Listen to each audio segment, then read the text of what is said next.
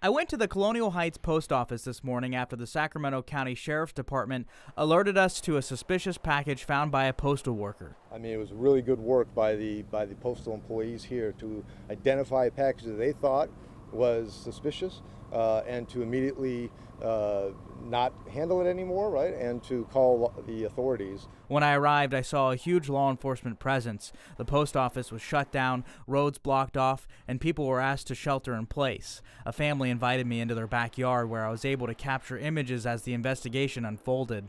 Officials with the ATF, FBI, postal inspectors, and Sacramento police, fire, and sheriff's department working together. And shortly after noon, we captured images of what appeared to be the bomb squad defusing the device.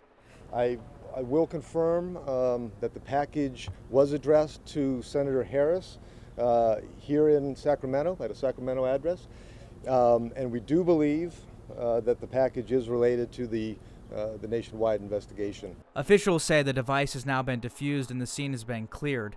They're now calling on the public for help as there may be other packages in this case. Obviously, we want postal carriers and the Postal Inspection Service and Postal Service to be on the lookout and using all the precautions that they normally do. And we want the public to be engaged and to call us if there's anything suspicious that they either witness or that they see on their own. In Sacramento, Giacomo Luca, ABC 10 News.